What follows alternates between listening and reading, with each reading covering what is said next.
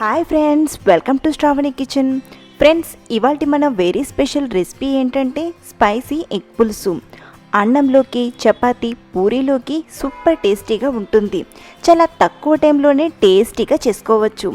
ముందుగా గుడ్డు పులుసు చేయడానికి గుడ్లను ఉడకడానికి పెట్టేయండి. ఆ తర్వాత మిక్సీ గిన్నెలోకి 2 టమాటా ముక్కలు, చిన్న అల్లం ముక్క, 7-8 వెల్లుల్లి రెబ్బలు, చిన్న దాల్చిన చెక్క, 2 లవంగాలు, 2 యాలక్కులు వేసి మెత్తని పేస్ట్లా గ్రైండ్ చేయండి.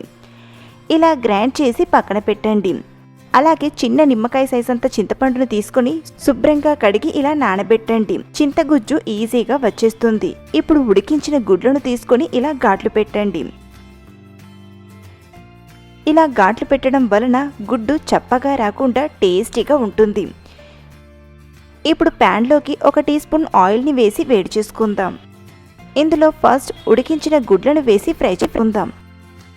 ఇలా పైన కాస్త క్రిస్పీగా గోల్డెన్ రంగులోకి వచ్చాక ప్లేట్లోకి తీసుకుందాం.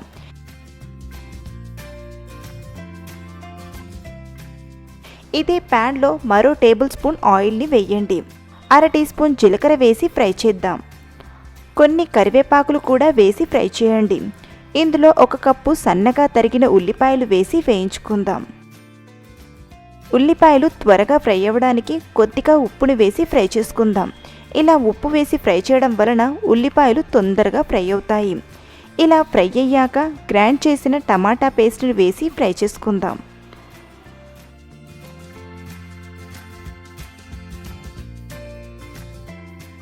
టమాటా కూడా ఫ్రై అయ్యాక 1/2 టీ స్పూన్ పసుపు, 2 టీ స్పూన్ల కారం, 1/2 టీ స్పూన్ ధనియాల పొడి, 1/2 టీ స్పూన్ గరం మసాలా, రుచికి సరిపడా ఉప్పు వేసి కలపండి.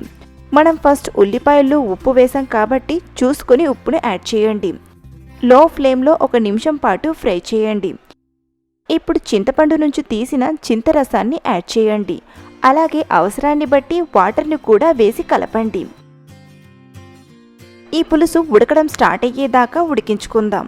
ఇలా ఉడకడం స్టార్ట్ అయ్యాక మనం ముందుగా ఫ్రై చేసిన గుడ్లను వేసి ఓసారి కలపండి. మూత పెట్టి 3-4 నిమిషాలు లో ఫ్లేమ్లో కుక్ చేసుకుందాం. 3 నిమిషాల తర్వాత చూడండి, మన గుడ్డు పులుసు రెడీ అయిపోయినట్లే. చివరిగా కొత్తిమీర వేసి కలిపి గ్యాస్ ఆఫ్ చేస్తే సరి, ఎంతో రుచికరమైన స్పైసీ గుడ్డు పులుసు తయారు. ఏంటి, మీకు నచ్చిందా ఈ రెసిపీ? అయితే తప్పకుండా ట్రై చేయండి. అలాగే మీకు ఎలా కుదిరిందో కామెంట్ చేసి చెప్పగలరు. మరిన్ని టేస్టీ అండ్ సింపుల్ రెసిపీస్ కోసం మన శ్రావణి కిచెన్ ఛానల్ని సబ్స్క్రైబ్ చేసుకోండి. Thank you for watching.